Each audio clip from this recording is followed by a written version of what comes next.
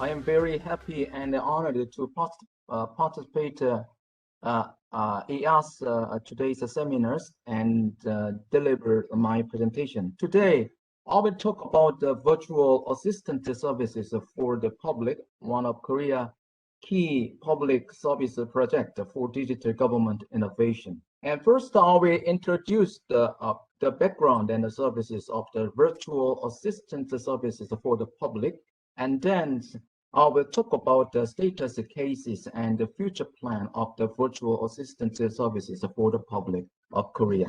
Over the past 20 years, the Korean government has been striving and engaging to implement e-government as a part of government innovation and has achieved significant results and performance. However, our people and e-government user has difficulties in finding the system and the services they needed. And there was a need to provide a higher level and a more matured level of e-government services through the integration of information systems across institutions. There is also growing demand for the government and the private sector to cooperate to provide a higher level of public services by integrating public sector's data and the private technologies. In particular, as the chatbot technologies in the private sector matures, the demand for a chatbot also increases in the public sectors. Therefore, there is growing need to establish a common architecture-based chatbot for successful adoption. The virtual assistance services for the public of Korea is online personal assistance services that informs the public of necessary administrative information in advance and provides consultation on public administrative services that the public wants to know about. It consists of notification services and consulting services based on knowledge bases. First, notification services timely notify the public of personal daily life information, such as the national health checkup date, and the traffic fines through the commonly used apps like KakaoTalk and Neighbor apps and tools. Although there is a loss of administrative information that the government provides to public, such as notices and benefits, depending on the institution or service. Such information was delivered in different ways, such as mail, email, and text message, causing inconvenience to the public. However, the virtual assistance services for the public allows people to receive notification in advance and pay immediately using one of their preferred apps and channels. Consulting services includes asking a chatbot about administrative services such as policy, civil services, e-customs clearance, and the national recreation forest, and receiving guidance or using an AI speaker to receive voice guidance on the civil services. Let me explain the structure of virtual assistant services for the public. First, I will explain notification services or virtual assistant services for the public. These services for the public share the data with the legacy systems, including the National Police Agency and the Road Traffic Authority, using EAI solution and receives personal contact information and notification details to send out public notification, such as traffic penalties. At the same time, the virtual assistance services for the public is linked with the commonly used private apps, such as I have already referred KakaoTalk, Neighbor apps, and tools by open API architectures. When information on the traffic penalties or fines is delivered to private apps, the app notifies the user with a push notification. If additional security is required, such as for traffic penalties or fines, the personal authentication feature of private apps is used. If payment is required, the user can transfer money using simple payment method. And I will explain consulting services of the virtual assistant service for the public. We have built a knowledge base of frequently asked questions in collaboration with the various public institutions, including the National Police Agency and the Government Employee Pension Services. When a user asks a question to the virtual assistant services for the public chatbot, it provides an appropriate answer from the pre-built knowledge bases. The consultation can also be done by voice through AI speakers. How is the virtual assistant services for the public different from existing government public services? Most notably, the virtual assistant service for public is a public service created through collaboration between the government and private sector. In March 2021, the government signed a business agreement with the private companies to provide government's public services much faster and more conveniently through apps commonly used by people. Furthermore, the virtual assistant service for the public provides proactive personalized service by incorporating emerging technologies like a chatbot, simple payments, and simple authentications. For decades, the Korea government had the concept of creating online personal assistance service, but it was not able to realize it. The advancement of ICT technologies such as AI paved the way for the discussion of IT business models that requires private-public cooperation. In 2018, we established a redesigned administrative service, ISP, as a part of a mid to long-term informatization strategy for the realization of intelligent e-government. After 3 years of preparation, we established the virtual assistant service for the public and launched the services in March 2021. As of February, the number of subscribers exceeded 14 million, which is about 27% of Korean populations. Notification services of the virtual assistant service for the public provide 10 types of daily life-related information, such as COVID-19 vaccination relief funds and a national health checkup dates via the neighbor app, KakaoTalk, or long message services. The flow of notification services of the virtual assistant service for the public is as follows. Take a notification of the national health checkup dates for example, which is provided every 2 years for all Korean people.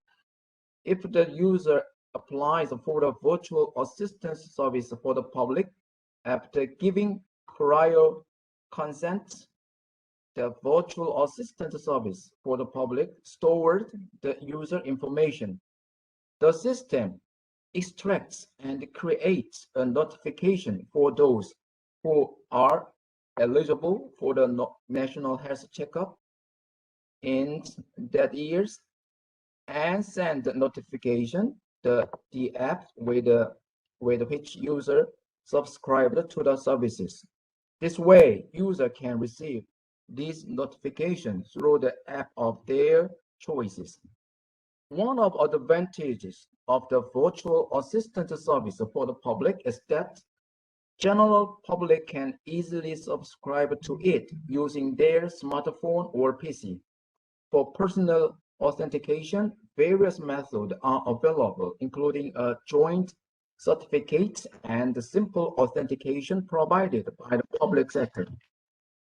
This is a notification service that inform college students about the national scholarship system and the application period.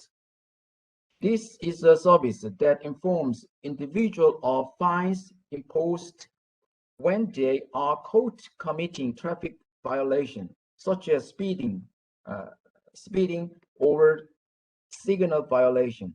In connection with the simple payment feature of private apps, immediate payment is also possible upon the notification. In response to the COVID-19 pandemic, COVID-19 vaccination has been a hot topic since 2021 to achieve a herd immunity, and government needed to encourage people to vaccinate. For seamless and prompt vaccination, the virtual assistance service for the public is providing information on COVID-19 vaccination appointments. This service notifies those subject to the first, second, third booster vaccination or vaccination appointment in advance. When the appointment is complete, they are informed of the date and the place of vaccination with reminders. The service has been provided since March 2021, and as of February 2022, 430 million notification has been provided to the 44 million people.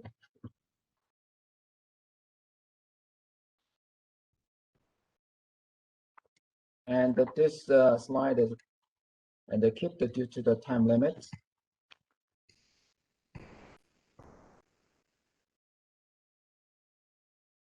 And to support the livelihood of people who are suffering economic hardship because of COVID-19, a relief fund was provided at the national level in September 2021. The public was informed of eligibility, the amount, application, and the deadline, so as not to miss the benefits. In addition, the virtual assistance service for the public was improved to allow people to subscribe to the service conveniently on the neighbor app, KakaoTalk, and Toast. As a result, the number of service subscribers exceeded 10 million within 6 months of the launch in March. This slide showed a flowchart of COVID-19 relief payment notification. If the public applies for a notification service through the neighbor, KakaoTalk, or the National Virtual Assistance Services, National Health Insurance Services database is used to examine the qualification and inform the necessary information, such as qualification, eligibility status, application method, precaution, etc., through the National Secretary Services. Of course, the public can check the qualification over credit card companies, apps, and bank windows linked to the credit card companies and apply for COVID-19 relief payments. Assistance service for the public also provides consulting services. In Korea, more public institutions are adopting chatbot technologies to respond to civil complaints, such as call centers. Some of them are using chatbots successfully, but others have difficulties in adopting and managing chatbot services. because of differences in the informatization capabilities. Accordingly, consulting service of the virtual assistant services for the public have built a common government-wide infrastructure for the public institution to easily implement the chatbot public consultation service and provides a service foundation for their operation and the management of knowledge bases. Currently, the virtual assistant services chatbot provide a consultation on 11 types of administrative information, including police civil service, e-custom clearance, and recreation forest. The figure showed how the consultation chatbot of the virtual assistant service for the public handles inquiries. First, when the user, the people inquires through the web channel, and then the user's inquiries are classified as being able to answer with the knowledge base of the National Security Services and or not. If the inquiry is possible to answer through the National Security Chatbot knowledge base for the chatbot, and the common knowledge base are utilized to generate the answer and deliver it to the user. On the other hand, if the inquiry is not possible to answer, the inquiries of a user will be delivered to the other chatbot services linked by the National Security Services to convey to answer to the question of the users. This slide shows the communication with the consultation service of the virtual assistant service for the public through the smartphone. User can also directly enter their question in the chat window at the bottom of the screen. Frequently asked questions are displayed with a button to increase convenience. The virtual assistant service was launched on March 29, 2021, so the service is less than a year old, but it has achieved significant results. The original operation target was 1 million subscribers and 600,000 use cases, but in an effort to overcome the social crisis of COVID-19, the virtual assistant service was naturally introduced to the public and the processing of responding to social issues, such as vaccination guidance and the relief fund payment information. As the convenience of virtual assistant service, which proactively provides personalized information, has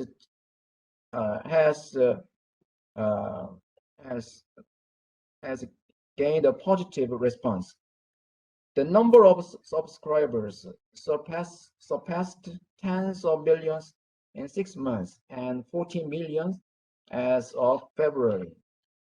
Considering that South Korea's population is about 53 million, 1 in 4 Koreans are using the virtual assistant services. To date, over 460 million notification has been sent by the virtual assistant service.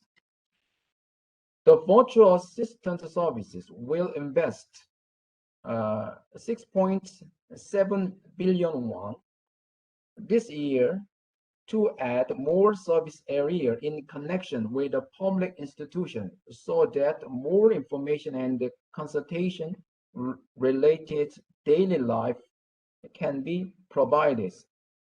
We also plan to expand the cooperation with the private sector to increase the number of available apps to 5 or more. The number of supported AI speakers will also be increased from 2 to 4. We can continuously advance our services so that people can conveniently use administrative information necessary to return to their normal lives at the end of COVID-19. This concludes the presentation. Thank you for your attention. Thank you. Thank you. Thank you so much. It's a very,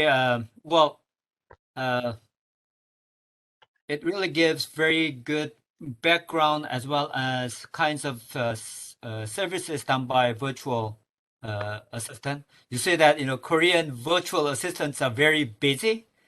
Can you believe that 460 million messages already sent?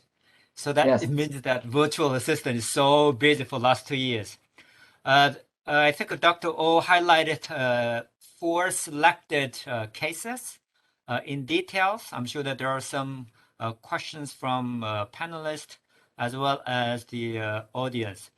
Well, in fact, there's one chat question from the Mr. Khan and the budget, and then already the budget. Answer is given already, right? Okay, so yes. All right.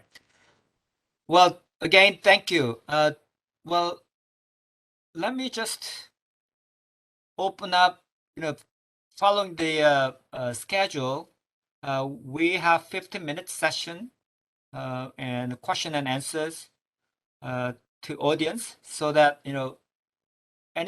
anybody who has any question or comments on the presentations or related topic, I'm not really sure the audience can unmute by themselves. Let me see. Well, it's forced muted. Probably they can use chat box. There one question: how many budget to spend to develop these services? And to the questions, and our President Khan already answered. Right. Yeah. So he's the one who asked question, and then he found the answer. Okay. Any question or comments? I had a question, and maybe Ron. also Is that Ron? Yeah, Professor Steiner. I'm very impressed by the project and startled at what seems to be a remarkable degree of success, adoption by the public. 14 million people using it is quite impressive. One of the problems that we have in the United States with projects like this, I mean, we have several. One is the federalism arrangement, so that states have a lot of power and provide a lot of services, and the national government is then separate. And so we always have that issue. One frustration that I think a lot of people have here is that when the public sector tries to do something, it uses a custom-built, purpose-built system, which often has a kind of unique interface that is unfamiliar.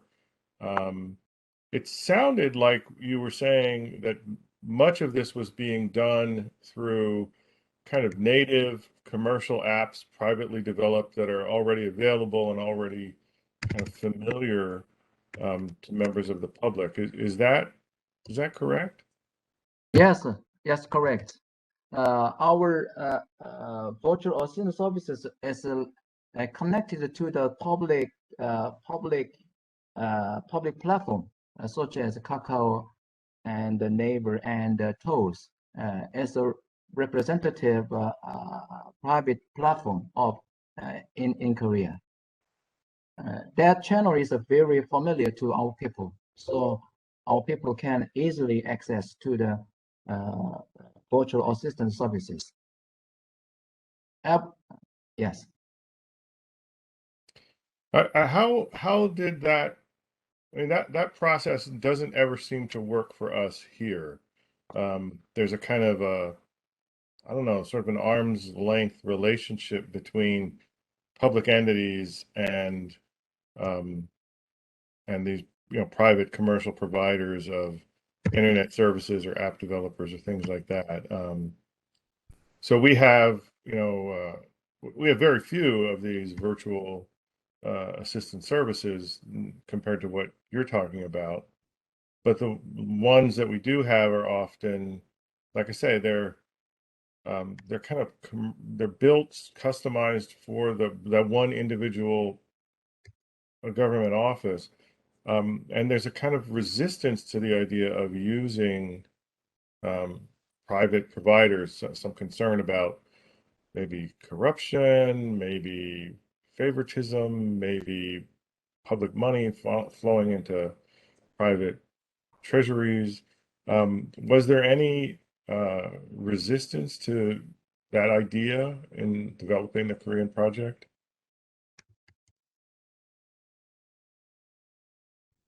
Dr. Oh? Question. Yeah.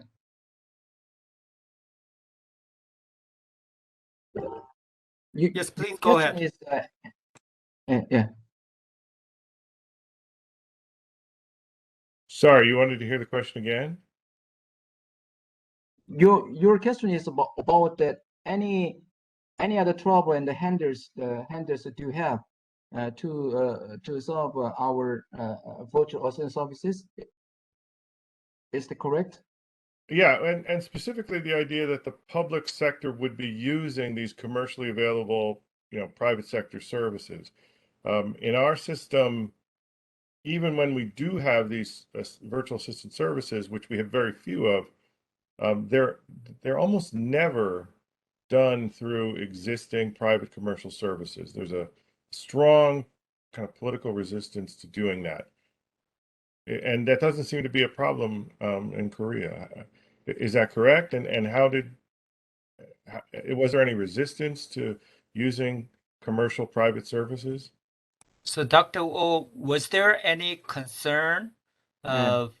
by the citizen side using private the SNS for this public services, or any concern regarding possible favor to particular social media, for example, Yeah.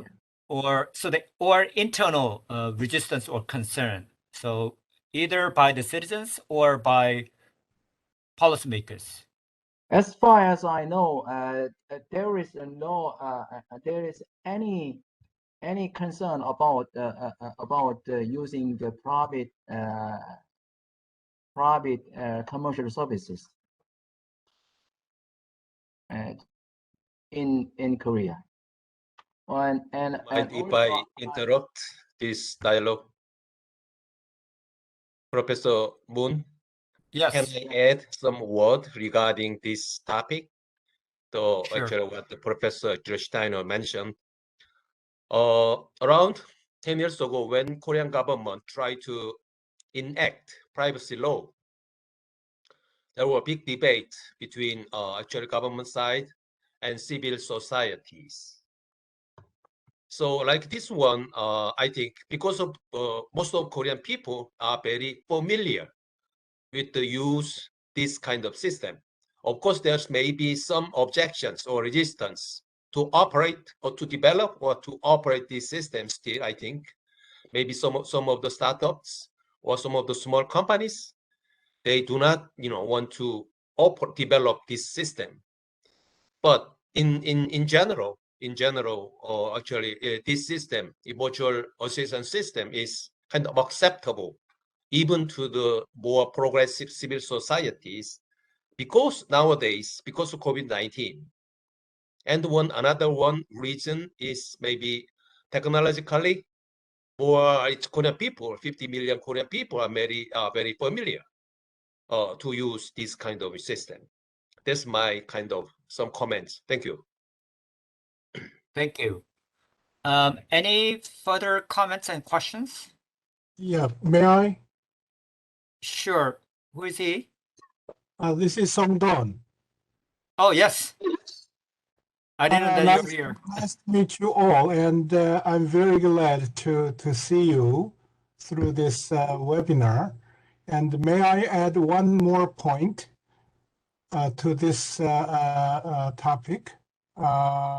Actually, in the field of, this is my personal observation and idea. especially in terms of the trust in the quality of service, especially in the fields of this kinds of IT-based administration of public services. We Korean people have a strong belief that private sector is much better than government sector in terms of quality. Of course, there is some kind of disbelief or worried about some kind of behaviors or some kind of moral hazard on the part of private sector. But so far, especially in these kinds of emergency case, it was fastly done, completely done, much better by private sector. Many people say that if it was done by government sector, it will be almost impossible to have this kind of high quality of services through SNS. But because it was done by private sector, we did that in a very short period of time. And also another thing is that if private company like a KakaoTalk or Naver or something like that did that kind of thing in a wrong way, ethically or the low quality in terms of that, then there will be a great repercussion by the people. The Korean people are very, very strong people. They are the people who had experience of success to change the president of Korea. So the Korean society, the private sector, is composed of two parts: the public, the public cause, the private sector with public cause, and private business companies. So business companies are not free enough to do whatever they wanted to do to maximize their economic profit and something like that. It is quite different from the United States case. To add Professor Huang's comment, it's my about the last comment on my presentation, and through the responding process of COVID-19, we have got a very significant and valuable lesson. That is private and public cooperation is very useful and a proper solution to overcome and solve our wicked problem faced to our governments, such as COVID-19 and such like that. So the future of direction of e-government will be over demand on private and public cooperation, I think. Well, thank you. I think that's a good wrap up, and I really appreciate again a presentation by Dr. Oh, and a question and comments by Dr. Steiner, and also comments from Mr.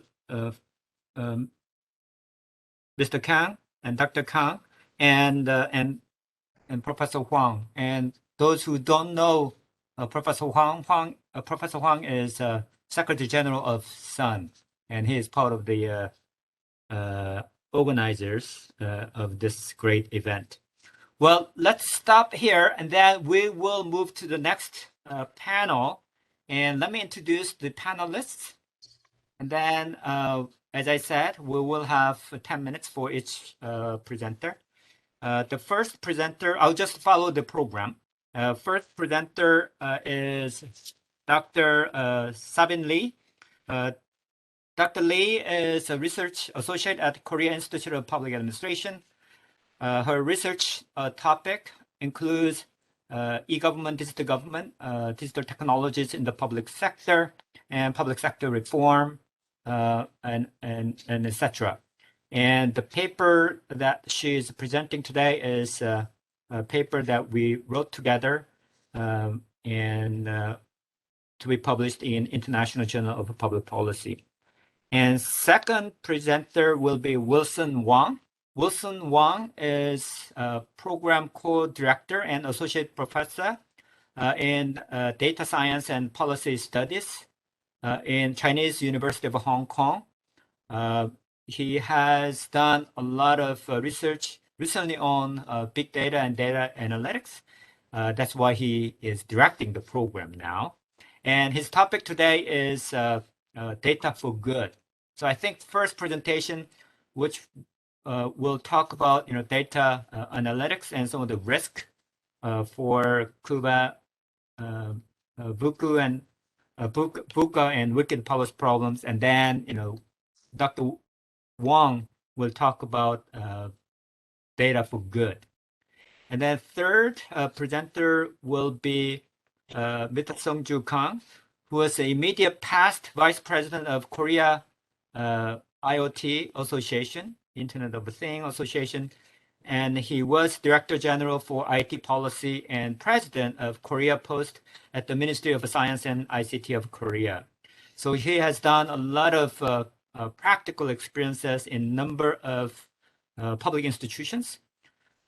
He has deeply involved in some of the major ICT policies in Korea in related ministries. He has served as various positions, including Minister Counselor to OECD, Assistant Secretary to President at the Office of the President as well. He also got some academic training in Syracuse and Pennsylvania State University. And the last, of course, not the least, presenter will be Dr. Steiner. And in fact, the title of this panel is AI and big data in government as well as legal services. And then Dr. Steiner will be focusing on the legal side. Dr. Steiner is a professor in the Department of Political Science at Chapman University in California. So that, well, it's again, it's great to have you despite your very difficult time there because of the time zone difference. Dr. Steiner served as, well, because of his training in political science and also as a lawyer, he served as a clerk for Judge Ferdinand Fernandez of the United States Court of Appeals for the Ninth Circuit. So he has done numerous scholarly and professional presentations, and he has written a lot of papers in different journals in policy as well as law. And today his topic will be AI and big data in legal services. Without further ado, I will invite Dr. Lee. Okay, so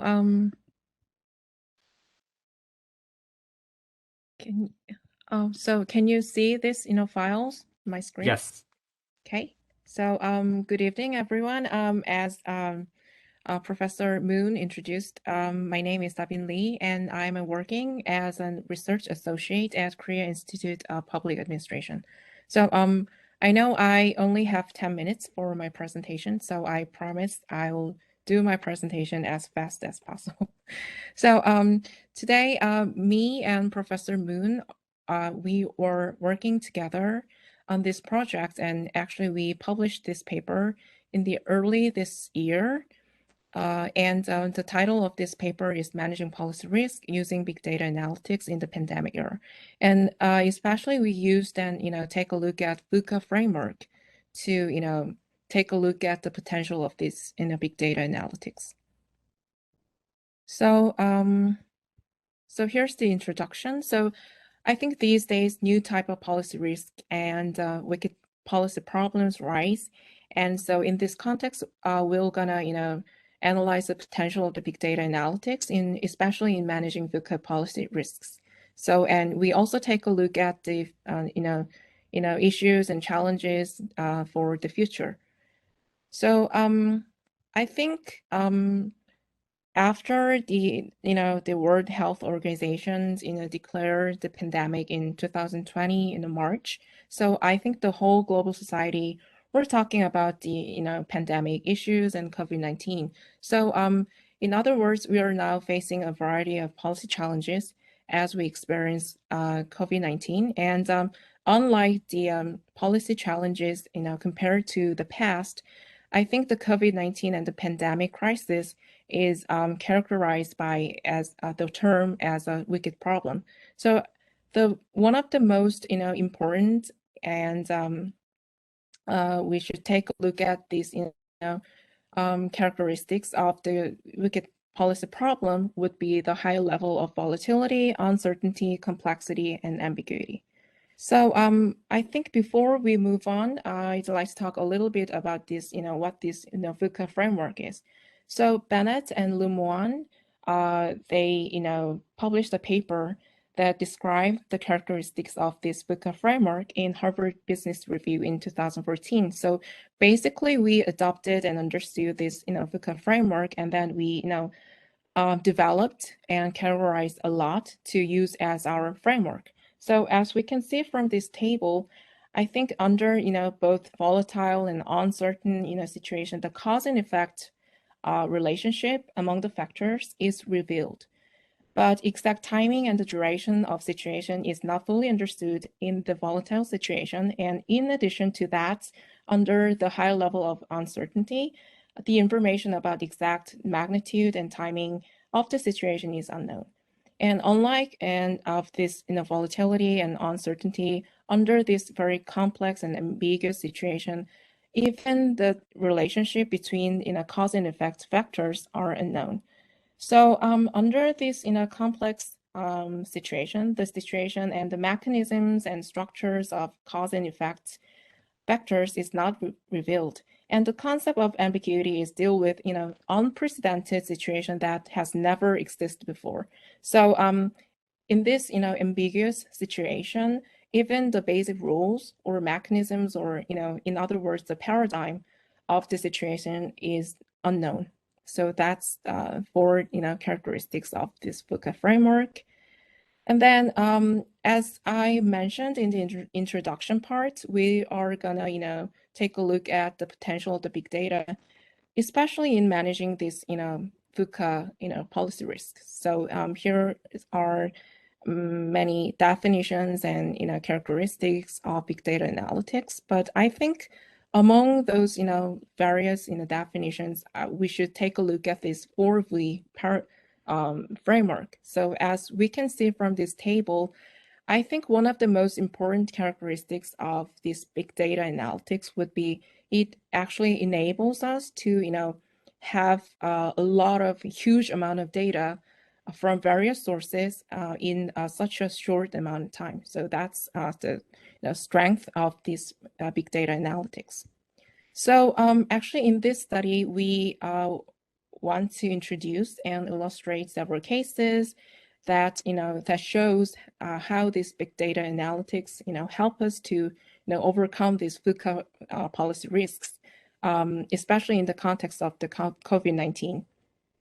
So as I mentioned above, volatility is actually characterized by a lack of information about the exact timing and the duration of risky events. So you can see this graphs here. So actually in 2020, there are several data scientists who works for the McKinsey and Company. And so they collected big data such as in national budget and vaccine production rates to analyze each country, like in the United States or United Kingdom, to determine the percentage of the population that could be supplied with vaccines by the end of 2021. So that's the first case. And then we think that big data analytics also help us to overcome this uncertain situation.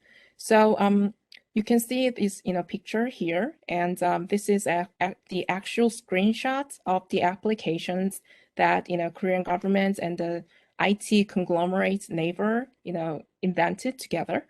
So as I mentioned before, one of the most important characteristics of uncertainty is lack of information about the magnitude and the timing of the risk events. So in 2020, actually, the Korean government tracked COVID-19 patients by collecting big data such as GPS and credit card usage, and disclose those information to other people to help them to avoid the risks. So, one of those most important characteristics of this case would be, the Korean government actually, invented this application in collaboration with the IT conglomerate's neighbor. So it was, evaluated as one of the successful cases of policy responses of Korea. And the third, here's the complexity issue. And as I mentioned above, complexity, under this complex situation, it's really hard to, understand the relationship between cause and effect. And it's really hard to understand the structure and design of this, cause and effect relationship. So you can see this graph here, and in 2021, actually, the Seoul National University research team published a paper, and actually they did some simulation to analyze the relationship between these various policy responses of Korean government in the context of COVID-19 and the daily confirmed cases over time. So the next case would be related to the ambiguity. So ambiguity actually occurs in a situation that has not existed before, and it deals with a very unprecedented case. So the basic paradigm or the basic rules of the game are unknown. So in 2020, we actually searched a research that published by Park and Park, and they forecast the GDP of 2021 of Korea by industry sector. And for their study, the authors included several variables such as short-term interest rates and stock market index, stuff like that. And they collected these, big data from various sources to, predict what what would be the global world after the COVID-19 pandemic would look like. So that helps a lot. So actually, we take a look at the very positive perspectives on and the potential of the big data analytics, especially in managing policy risk. But we think that there are several issues and challenges remain. And the first and maybe one of the most important issues we should take a look would be the privacy, ethics, and democracy issue. So in this era of big data, human beings are now more and more tracked and monitored by governments and private firms, and we should have some answers to solve these privacy issues. Because I actually introduced some cases about the Korea government tracking and the inventing applications in the context of COVID-19.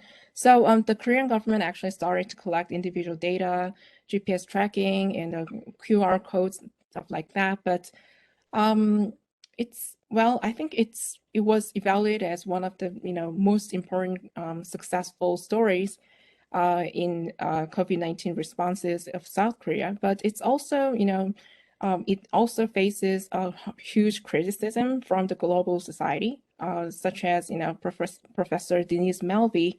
He is a French expert and a specialist in infectious disease, and he actually publicly criticized on the internet that the Korean government's patient tracking is an obvious violation of privacy.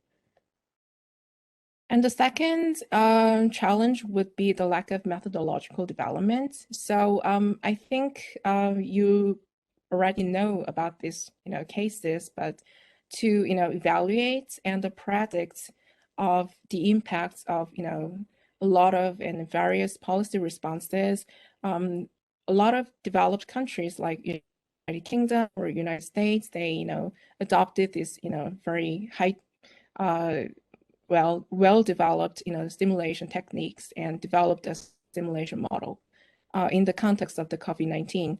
But actually, I think most of the cases, are, failed because, the accuracy was not that, high in this methodology. So that's one issue. And the third issue would be the data quality for avoiding type 2 error. So Kaifeng Yang, he actually, talk about this, data quality for avoiding type 2 error. So we should primarily consider the possibility of type 2 errors because to avoid these type 2 errors, the quality of data should be guaranteed. And I think the transparency issue is also important because we cannot have, qualified and accurate data if there's, someone who try to, avoid or, manipulate the original data that Governor Cuomo of New York State did in 2020.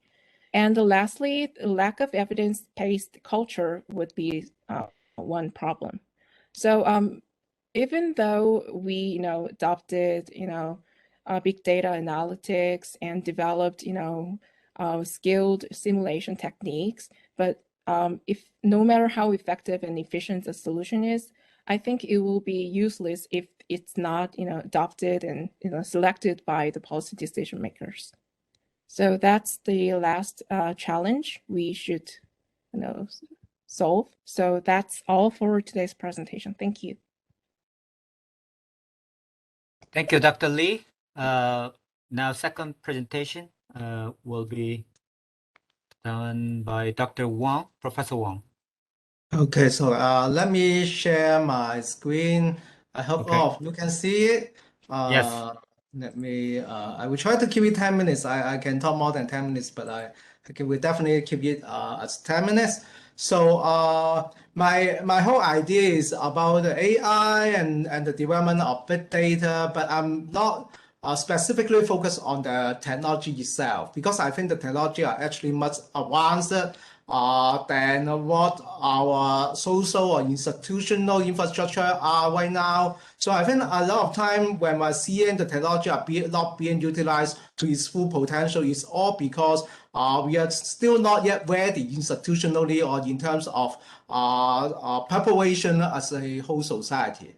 So I have a subtitle for my presentation is Data for Good. How can we improve? Not just the technology, but how can we improve on the social readiness, institutional preparation in order to make sure that we all have the capacity, but also the willingness from both the citizens and the policymakers to make use of the data to do some good thing. So I'm basically trying to identify the gap between the existing state and what we are talking about theoretically. We all talk about the fancy events, ideal state, but when we compare the gap, compare the reality and what we are seeing in terms of the theory development, I think there's a gap. And so I would particularly like to highlight three major concepts in my short presentation. I think the first one is data governance. The second concept I would like to highlight open data, and the third one data literacy. So it depends on how you look at it. I think those are the factors we need to focus on in order to reduce the barriers we are now facing in order to enhance the utilization of big data or AI to promote public good. So let's talk about data governance for the first concept. So when we talk about data governance, you can find many definitions, but I think we need to differentiate the concept in terms of the level of application. When we talk about data governance, sometimes, particularly for the private sector, we are all focusing on the organizational level. It's all about making use of organizational data to make sure that you create value for that company. I think that is quite a different thing when we talk about data governance at the societal level. Because at the societal level, it is often more complicated, and there are differences between data governance at the societal level and the private level in many major dimensions. I think in terms of the objective of data governance at the societal level is not about maximization of profit for the company to make use of the data to create more money. It's always about how to make use of public data from citizens to promote social good or public value. So you will always hear the term about data for social good. It's all about the same thing, how to use data to create something good for all citizens, not just to make profit. And in order to do that, I think right now a lot of problems or obstacles we have may not be in Korea, because when you look at Korea, Korea is always a leading example of e-government. They are doing quite well in terms of democracy, promoting trust between the public sector and the private sector. But when you look at the promotion of data government on a global scale, many countries or regions, including Hong Kong, we are facing problems like the lack of trust. Because when you don't have trust, people will not give you the data, and if you have the data, people will not want you to use the data because of the privacy and other issues. So I think how to overcome the barriers to have good data governance at the societal level is one of the most major challenges faced by many countries right now. And the second concept I would like to talk about and focus on is open data. Because we always talk about big data, AI, we talk about the wonderful things of those combining AI and big data, but when we look at it, a lot of those big data may not be open data. It means that even though you can use, or some people can use AI to take out a lot of value from the big data, it's all about the private sector. So Facebook have a lot of our data, Google has a lot of data, but they're not open data. They're all big data, but they're not open data. When it is not open, then it's very difficult for you to make use of it to do some social good. I'm not sure how many of you have that kind of experience, but if you are post Facebook and other giants of big data, it's very difficult for them to share data with you. They're all interested in keeping their own data to do their own stuff, to promote the welfare or profit of their own company. So I think how to make sure the data are open to the public is very important. And we all have, I think we all have the same ideals of having open data so that you can look at the PowerPoint. We will have a lot of social value, promote transparency, promote participative governance. You actually encourage open innovation. So we hear the term hackathon, but if the data is not open, no matter how big it is, it will not serve the purpose of creating more social good. So that's another issues I would like to talk about. But well, ironically, if you look at open data, globally there's an open data movement. All the government will say that they open a lot of data to the citizens, but that comes into many problems or many limitations. One of the problems on limitation is not all data are open are useful. Because right now, a lot of governments still counting the level or the accomplishment of the open data by how much data they open. But I think data should not be measured by volume, just by volume.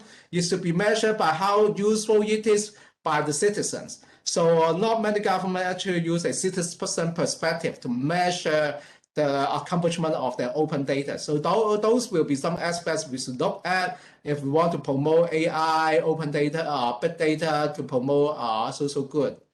Because of time, I'm going to go through the rest of PowerPoint maybe a little bit quickly. If you have any questions about what I have presented, you can always ask me questions. So those are the problems I have identified about open data or big data. So from the supply side, there's actually not many incentives for the government to open that data. They will still open the data, but they do not have incentive to give you all the data they have or the most valuable data they have, because in government, the culture is still about keeping secret or keeping control. When you give information to the outside parties, basically you are losing control. So that is some kind of against the culture of a typical bureaucracy.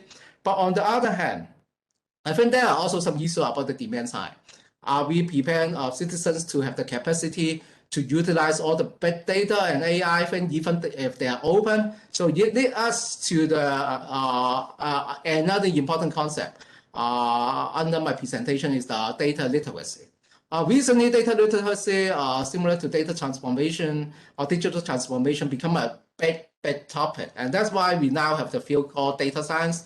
And for the definition, you can just look at it from the PowerPoint. It's mainly about whether you can use the data, understand the data, and I think more importantly, you need to incorporate data into our decision making, not just come up with the data and that's what the data means. You actually need to integrate the data into your day-to-day policy making, and that's why it is tough. And I think it's not yet fully accomplished by many governments.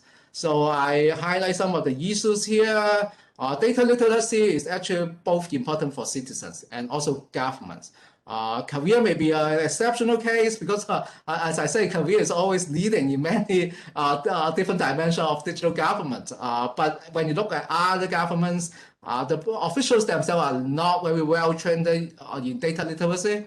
I think it's mainly because of the top level commitment.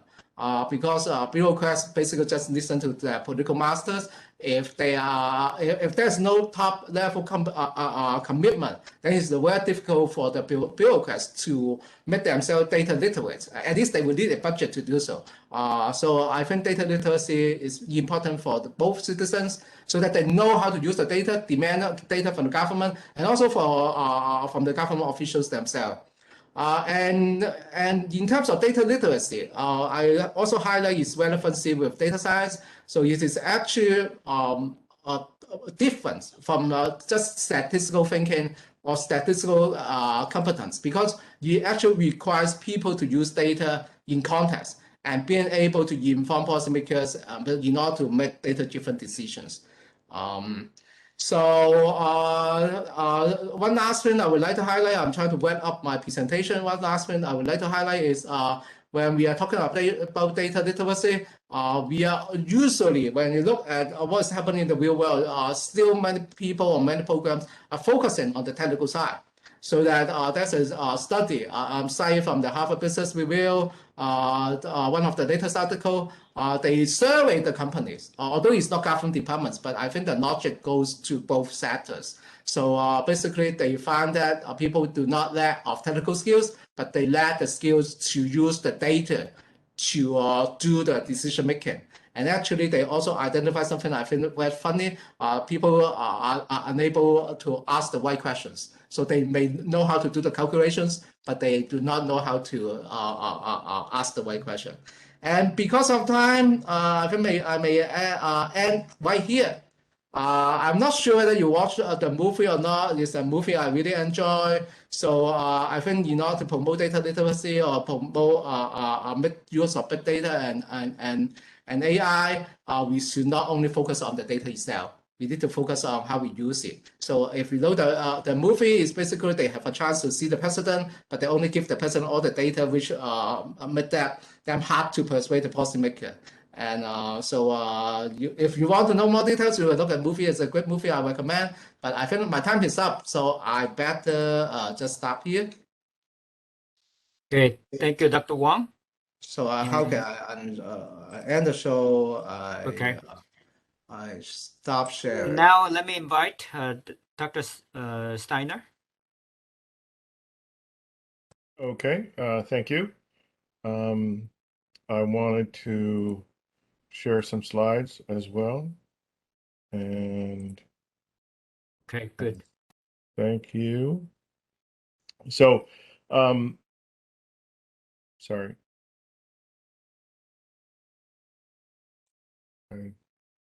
I hope I'm sharing the right slide. Thanks all for giving me the opportunity to come and share with you. So what I wanted to talk about was to give a kind of, hopefully not too superficial, broad view of how artificial intelligence and big data is being used and perhaps will be used in legal services. And I'm going to kind of smuggle into that a little bit some references to legal scholarship, particularly legal scholarship that has an impact on legal practice.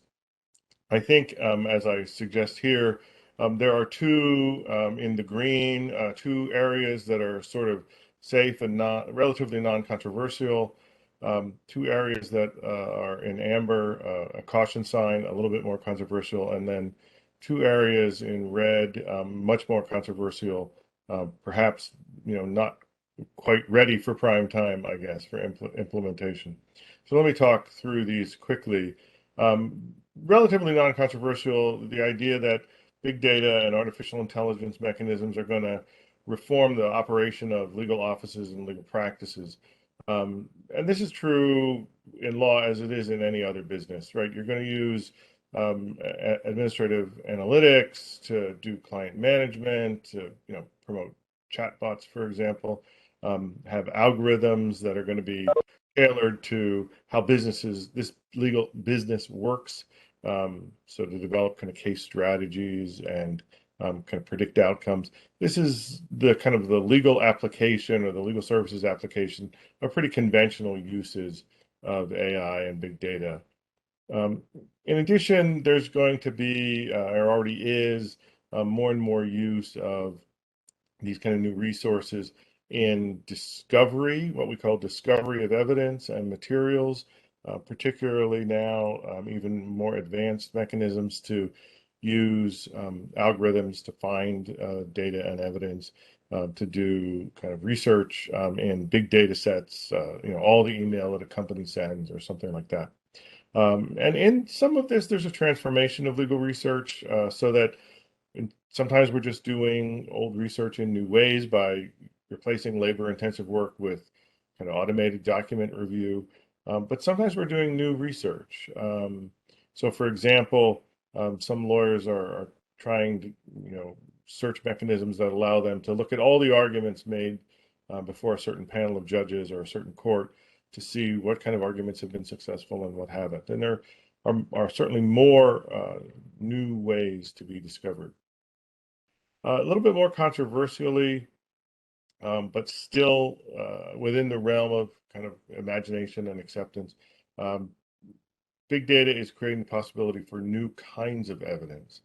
So we can find previously unseen, unknown patterns in massive data sets, traffic patterns, things like that. And that can be used to answer pretty important legal questions. For example, did a defendant behave unreasonably or wrongfully? Often what we do now is we have a kind of gestalt, right? We kind of think about it.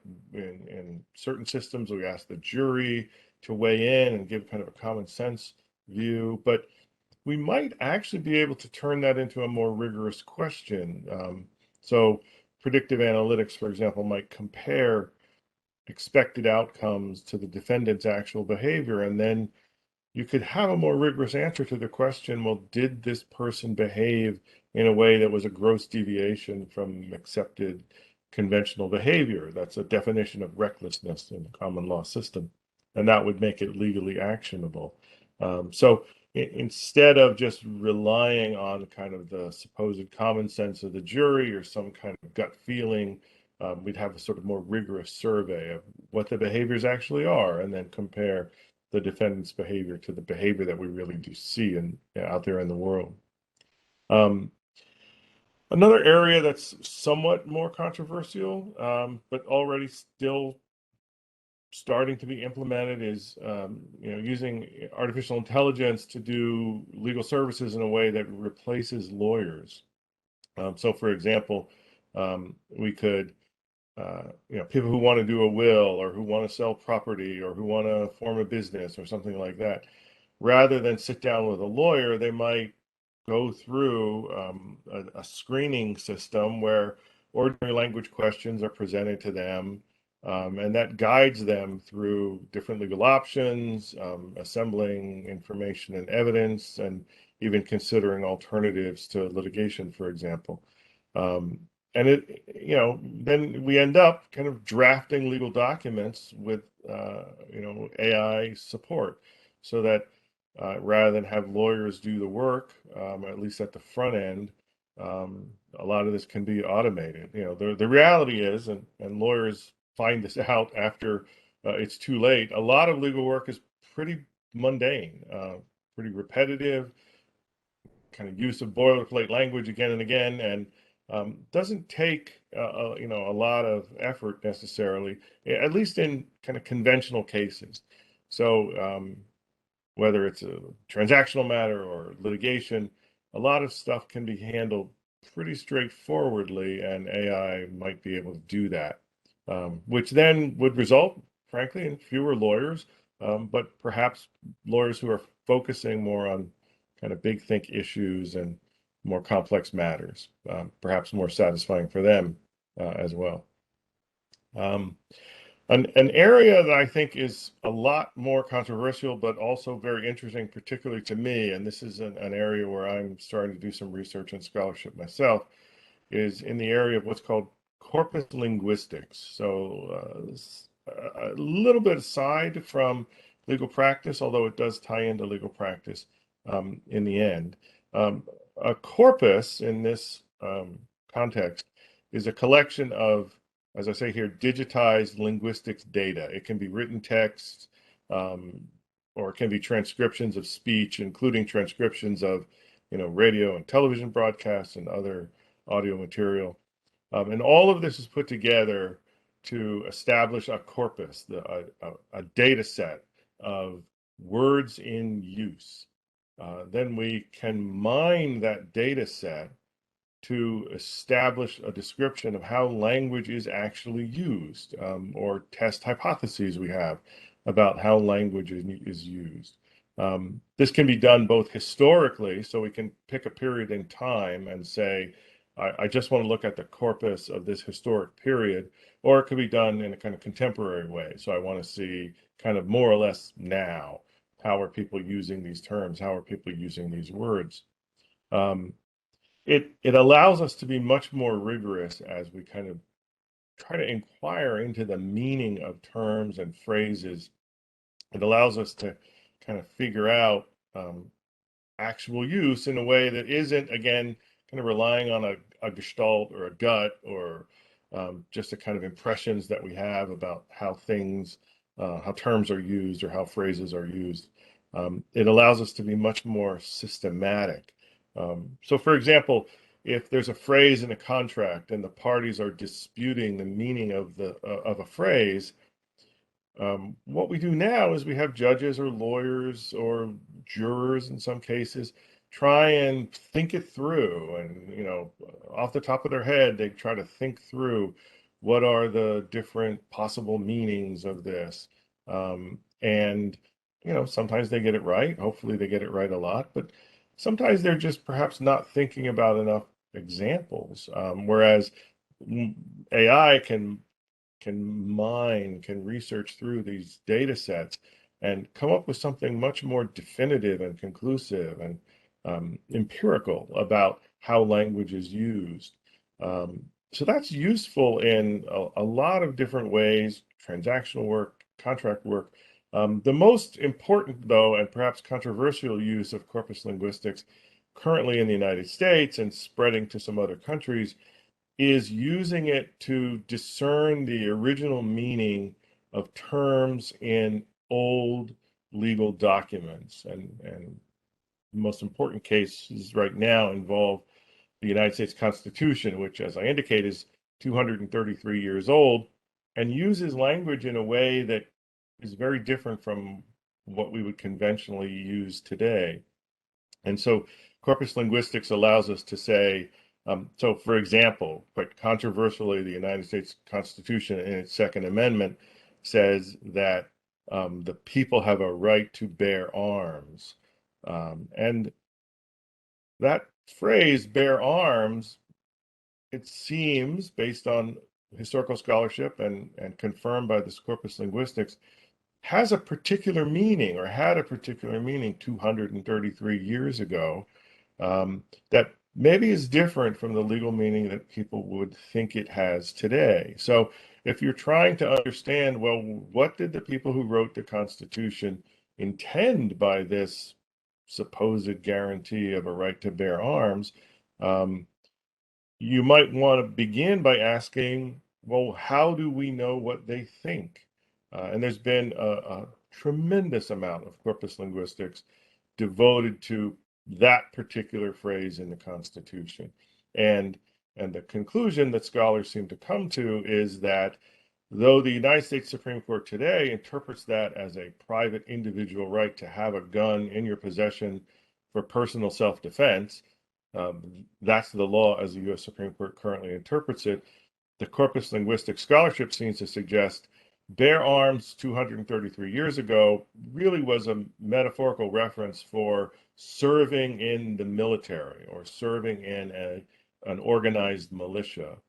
And so that amendment does not actually speak to private individual ownership of a weapon, but actually speaks about the necessity of state governments in the American federal system to have the a capacity to maintain a militia for state urgent needs and emergencies.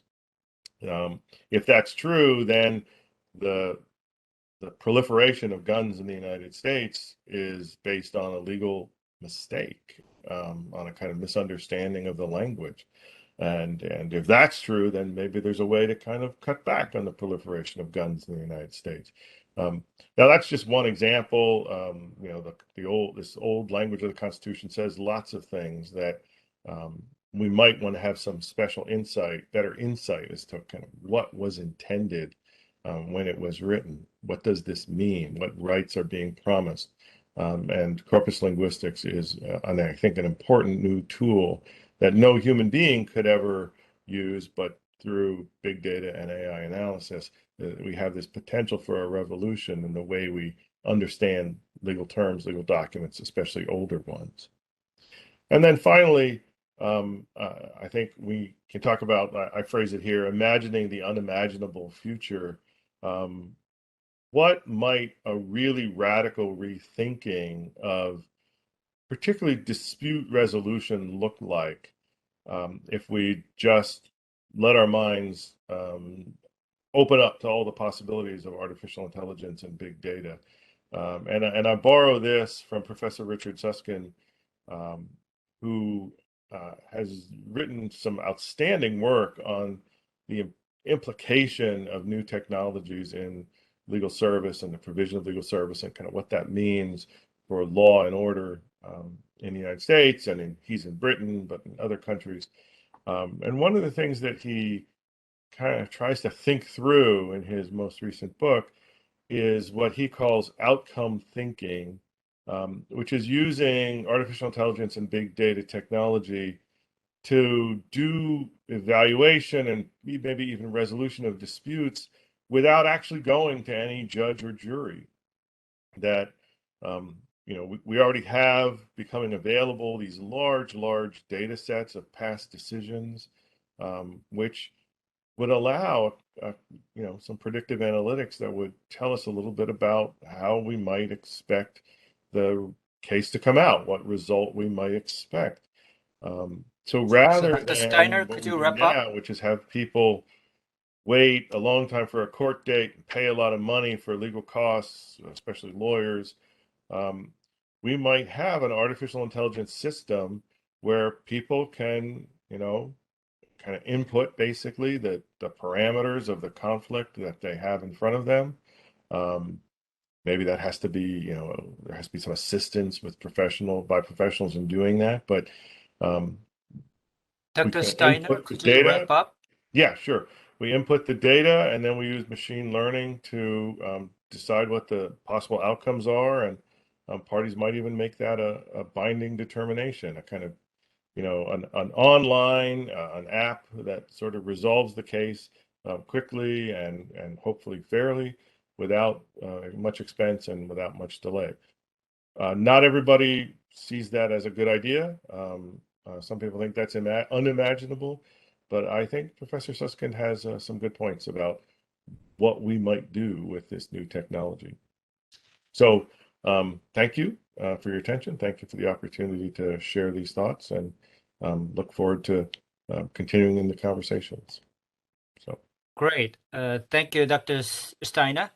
The last, of course, not the least, let me invite Mr. Kang. I changed the order of presentation because I thought, you know, Mr. Kang might be able to give overall comments based on his experiences in government. Okay, now it's your stage. Okay. First of all, actually, thank you very much for actually all participants, including actually Professor Moon and other speakers. Unfortunately, because of time limit, I'm gonna, you know, make my kind of comments very kind of short. Well, like let's say 5 minutes or so. I'm gonna touch 3 points. Number one, the state good of the Korean e-government, of digital government. The second topic is how to build kind of digital government theory building. And third one is a little bit more practical comments to the academia. Because of this kind of, you know, event, is held by soon Silk Road University Network. It's kind of academia. So because on my kind of career, I have spent more than 3 decades in Korean government, especially in the area of digital government. Previously, actually, it was e-government, since 1987. So it's been a long time.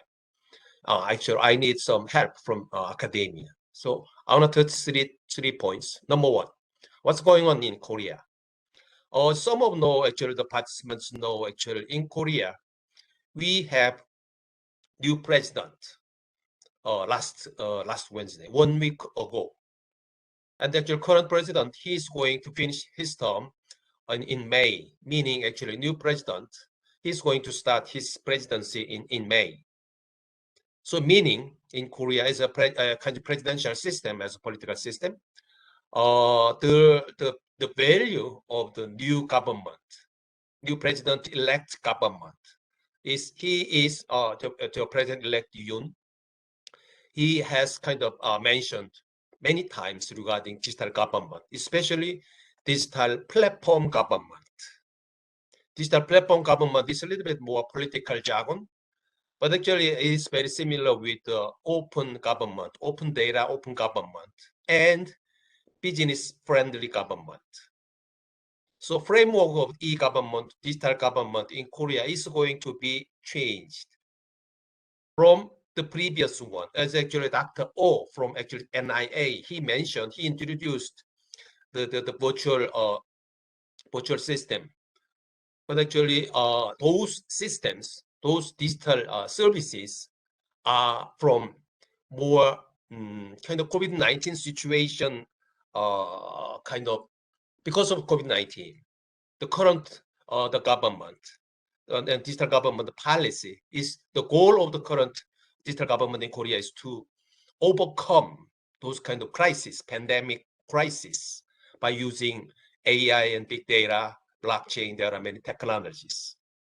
But the president-elect, actually, he wants to change. He wants to kind of transform the previous the digital government framework to more digital platform government. And actually, specifically, which program or which project is going to be started?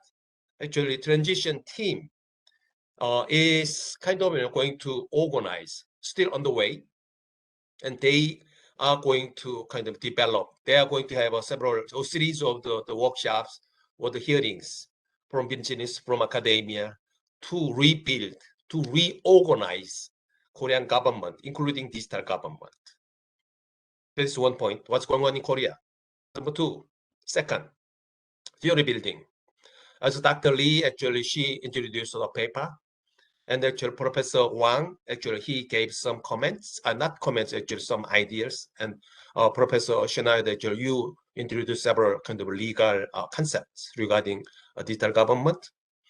But to me, actually, as I mentioned, actually, I have spent more than 3 decades in Korean government, and I spent some 3 years in OECD as well. Theory building is critical to upgrade or to enhance the quality of the digital government. Actually, there are many kind of points. To me, PPP, as Dr. Lee, she mentioned, and actually another, the president mentioned already, public-private the partnership. Because of technology, this is closely related to the technology. So we have to build kind of new concept rather than, kind of the HRD or the financing, those kind of traditional public management theory or the jargon. It's not kind of, of course it's kind of, work for digital government era, but we have to have new concept, new theory to utilize the potential of AI and big data for those countries and both people, including Korea as well. So to the actual researchers, maybe actually public sector, you have to finance those kind of researching activities. But anyway, the research, the theory building is need to be required to upgrade those kind of the digital government kind of concepts, including PPP and the more entrepreneur the government or more business-like government. There are many topics because of the technology. We have to have those kind of things. Third one, the last one, because of I'm from practical world. We need, when in Korean case, newcomers, when the newcomers go into the Korean government, actually nowadays young generation, they have kind of been trained in technology kind of field, like big data, or the world, or the AI, or blockchain.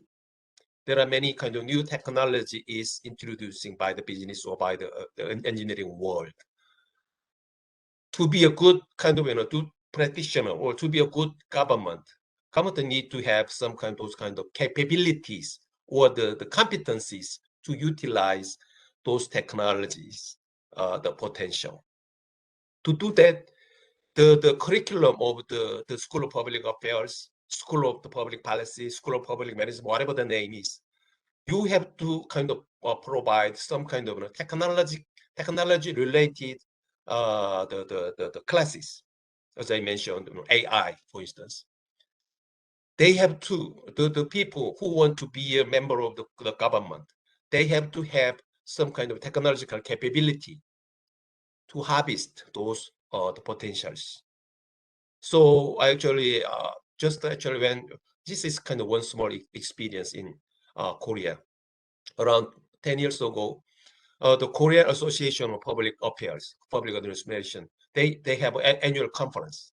At the time, I was the member of the kind of leadership, and we introduced for the graduate students of the public, the School of Public Affairs, we set up some kind of app development classes during those 1 week or 3-day kind of session. But that is kind of very small example. During the 2 or 3 year training program at the School of Public Management, I think I strongly kind of encourage to introduce more technology-oriented classes. As I mentioned, AI, big data, blockchain, those kind of technology is critical because people, they want to use those new technology to receive more better services, including legal services, something. To actually kind of to work better, to make more better performance, the participants or the workers who are working in government side, public side, they have to understand. They have to understand the basic philosophy or basic concept of those technologies. That is actually what I'm watching. And actually, thank you very much for actually having me. And during this kind of pandemic situation, everyone take care. Thank you. Bye-bye. Thank you. Well, some of the points he mentioned are well taken. He covered some of the current development, political development in Korea, and some of the policy directions for the future, and also commenting on some practical implications. Well, as I put in chat box, Professor Huang, could you make your comment or share your perspective? I don't know, you read my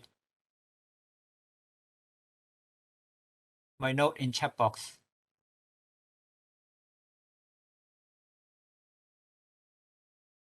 Could you unmute?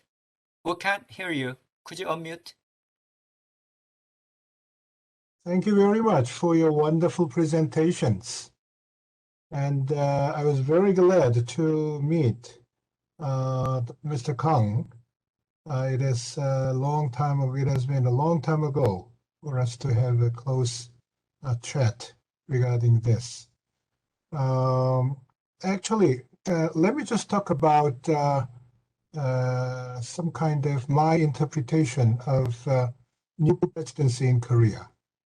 I have been in his camp, political campaign, and I was very glad to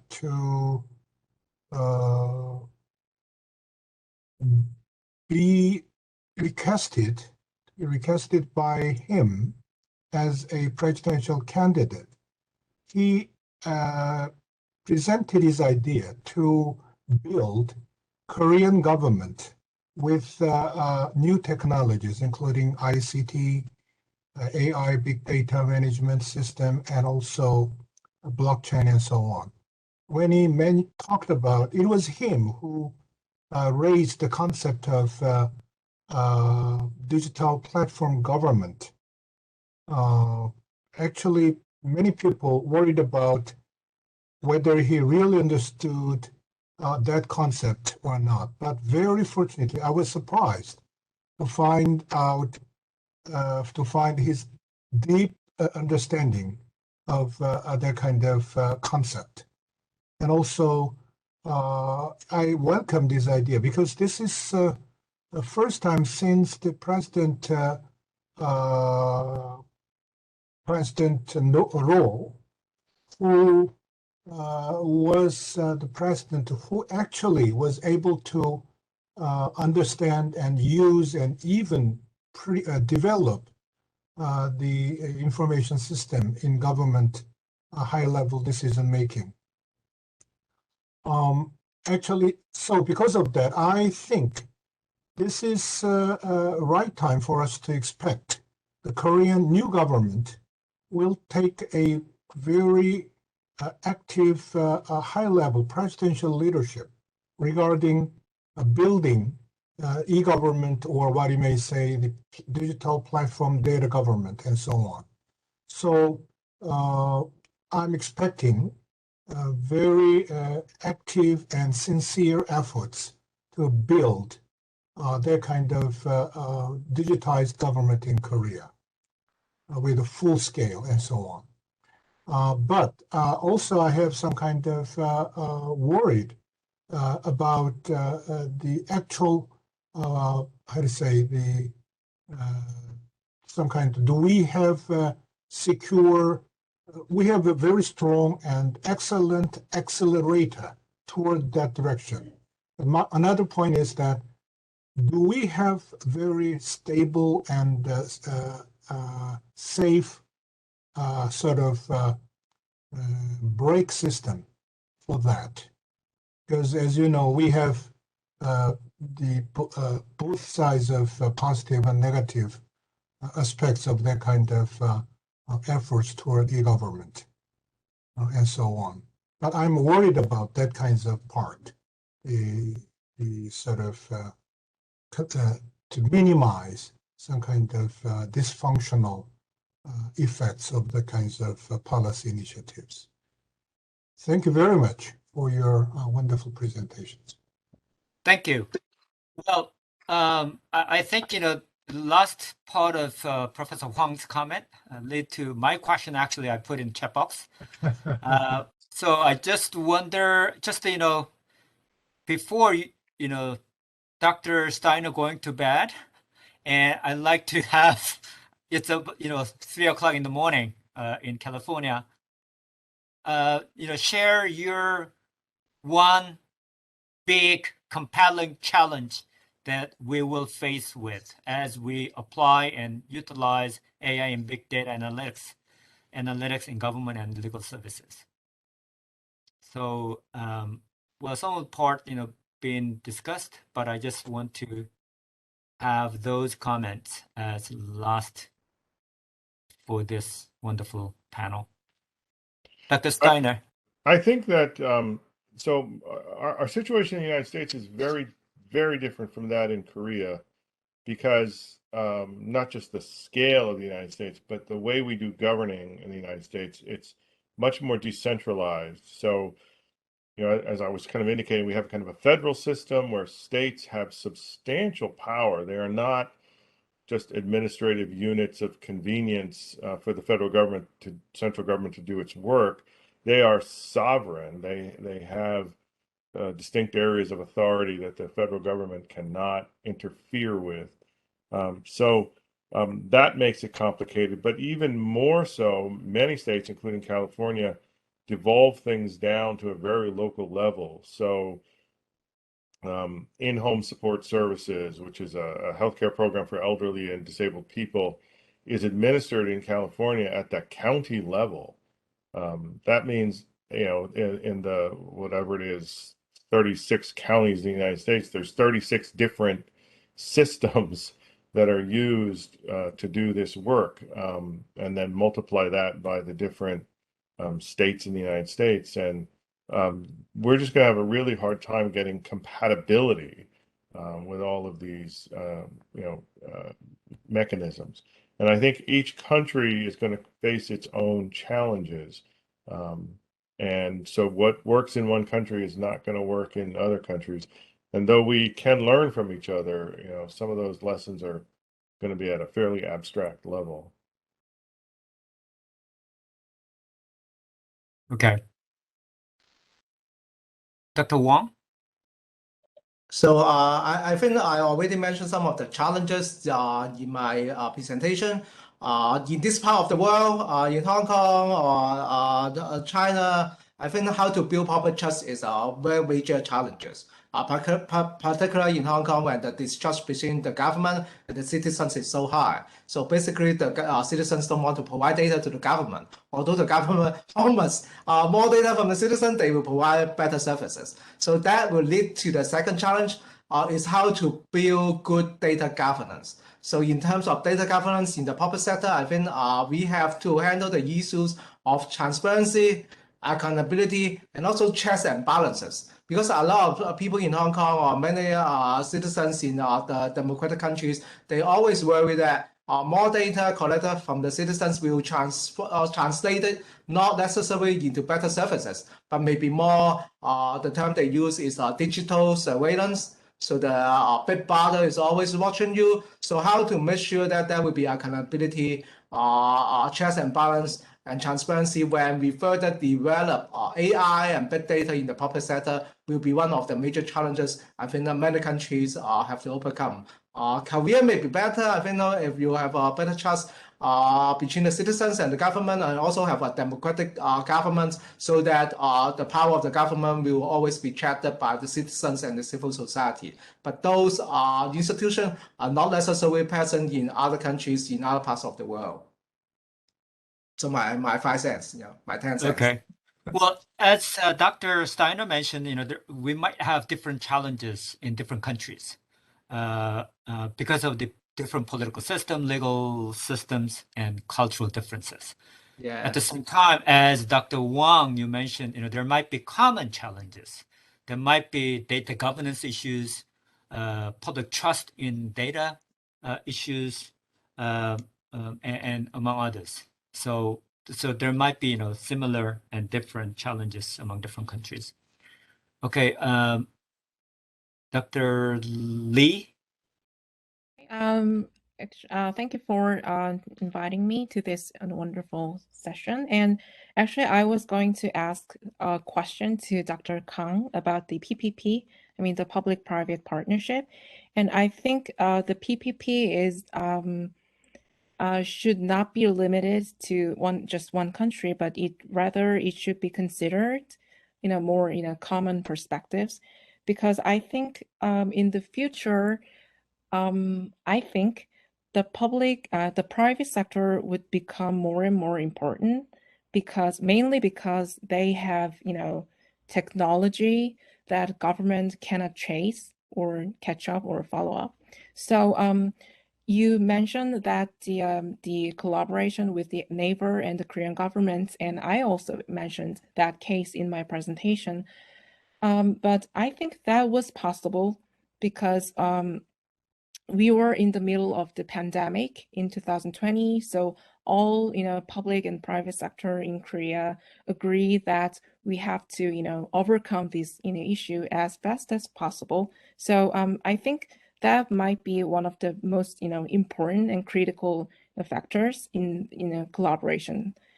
So, but I think, well, it might be different in maybe in 2022 or 2023. So I think the not only Korean government, but the government should have, should give some, incentives or motivations to the private sector to, participate in the policy decision making and, succeed in collaboration. So I think, growing very, healthy public-private partnership would be, most critical factors in the future.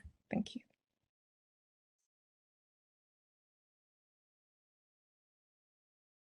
Very good comment. Actually, to me, the compelling challenge is kind of entrepreneurship.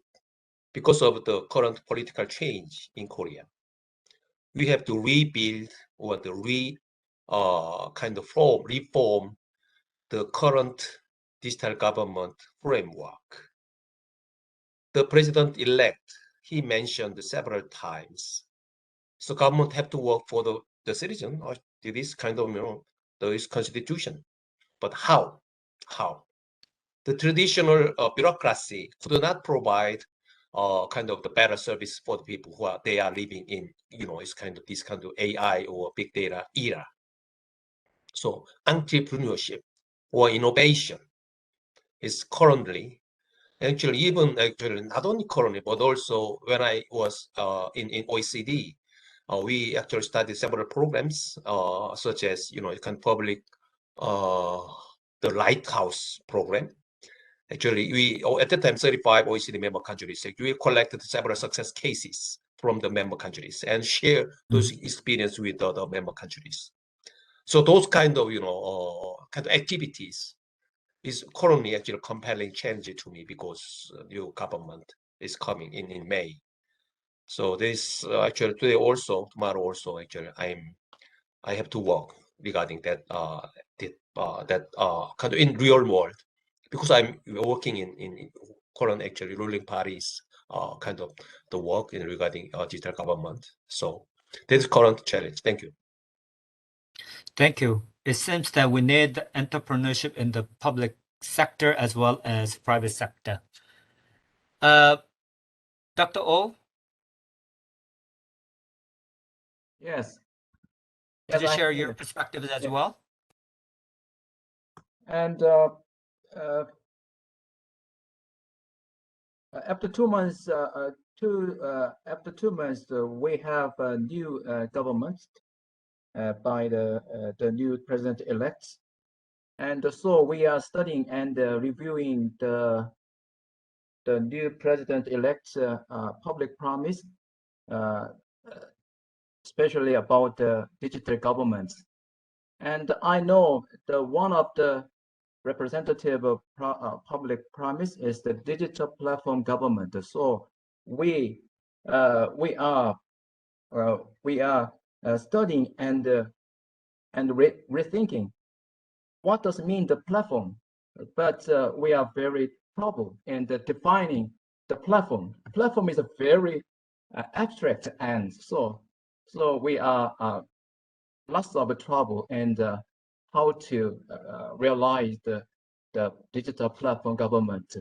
So maybe after 2 months, after 2 months, we are going to propose how to realize the digital platform government.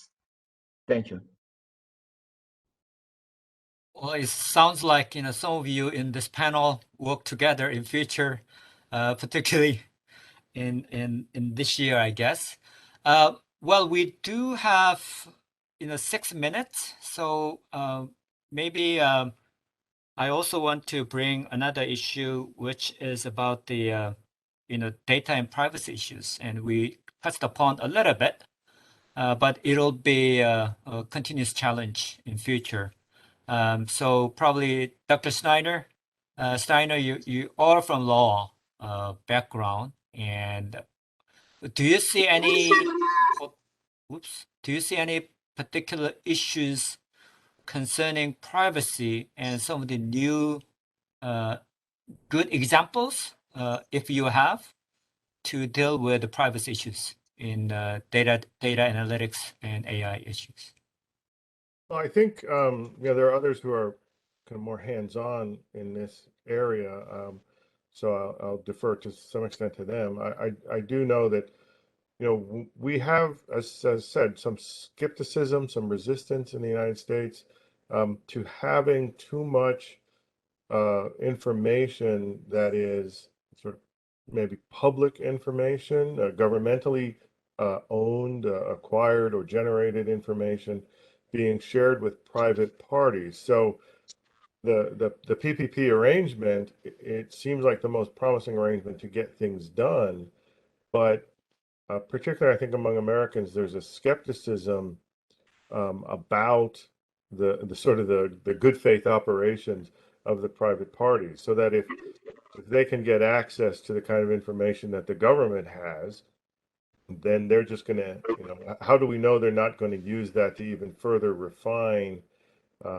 their own algorithms to, serve ads to us or do marketing to us or find ways to break down our resistance and, go off our diet and buy those bad foods that we like but we're not supposed to eat, and much more serious things as well. So that when you're dealing with vendors who have this big corporate thrust to make money by, to monetize access to big data, and then you give them access to the government's data, will they stay in their box and just provide the public service that the government asked them to provide, or will there be this temptation, or will they succumb to the temptation to use that data for other commercial, self-interested purposes?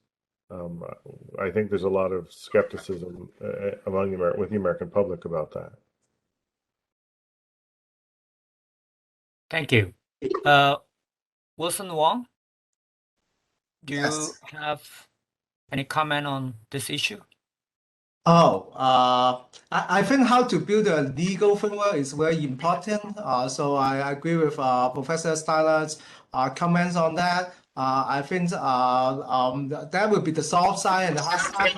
So institutionally, we need to have some legal document, but on the other hand, I think it also relies on mutual interaction between citizens and governments. So it will be some experiential learning. So it takes time to build up the trust.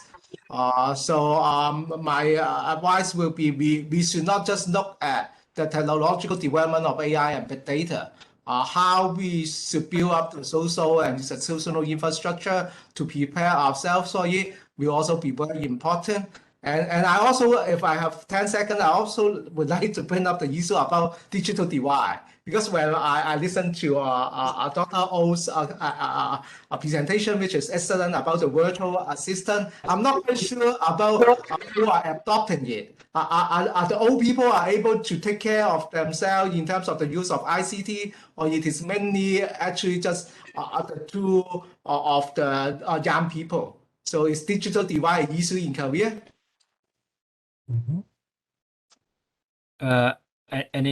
Yes, of course. Anybody want to comment on this in response to digital divide in Korea? Okay, let me give some comments regarding divide, especially the senior, the age of the more than 65 years old. They have learned, they have trained at the school around 30, 40 years ago. At that time there was no internet, and they are right now living in AI and big data era. So actually, compared to the young generation, 20s, 30s, they are very familiar with AI and big data. And the senior people, they cannot, use those new services. Also, actually, the Dr. O, he introduced actually in the earlier of our session. So there is a big divide between senior and actually kind of young people. Of course, the gender issue and actually some kind of, disabled person group, and the people who are living in rural area and urban area. There are many, can divide this among, those areas and among generations and genders as well. So Korean government, we have developed a set of the programs to reduce those kind of, differences. There are many, many programs and many kind of social workers as well. The role of civil societies in this area is very critical. For example, one of the faculty members at Gyeongju University, he has studied the senior network, the program, as the non-governmental organization activities. It just started more than 20 years ago. So then nowadays, the number of the members, I think more than 100,000, something like that. So there are many civil societies. They are working, and government provides some subsidies. Not only the money, but also some technological capabilities as well. Okay, that is one my comments. And regarding actually Professor Moon's actual question, privacy or the institutionalization, Personally, I drafted the privacy law in more than 10 years ago in Korean government when I was in Mogaha at the time. Big kind of debate, big objection against this kind of digital government was kind of issued from the civil societies. There are many civil societies. They kind of make some strong kind of objection or strong resistance to introduce this new system. Right now as well, just ago, Dr. O, he introduced new service, some voices from civil societies, and then the legal worlds, the lawyers, they make some kind of argument against those kind of new system.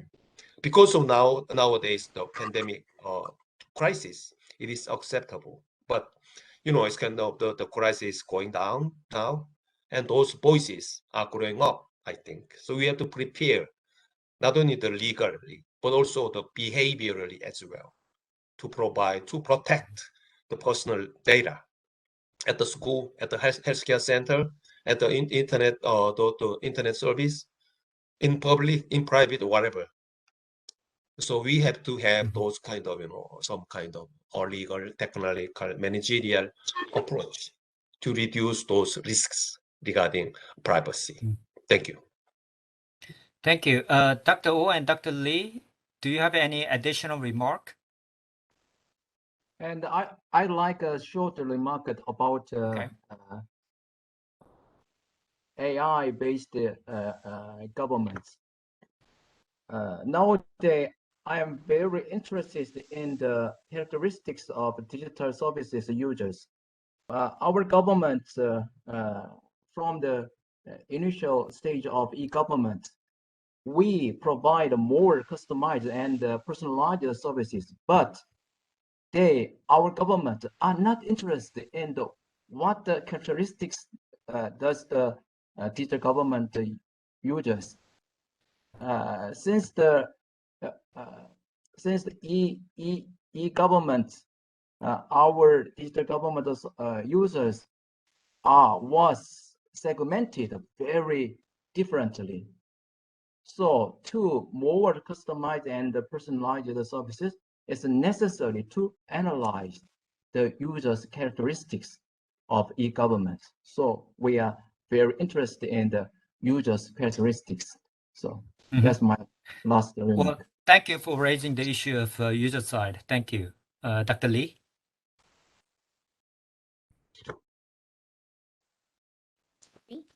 Yes. If no, you have. no, I don't have, another question. Okay. Yeah. Well, in fact, and I didn't want to any minute, actually, Dr. Steiner give up his sleeping time, and it's a great panel. We have great presentation and a very good combination of topics that we covered. And there are a lot of remaining challenges and issues that we continue to respond and answer. And of course, we touched upon some of the issues, but I think, we need to delve into those issues in future. Well, we should understand the long-term implications for AI and big data. They're fast-moving.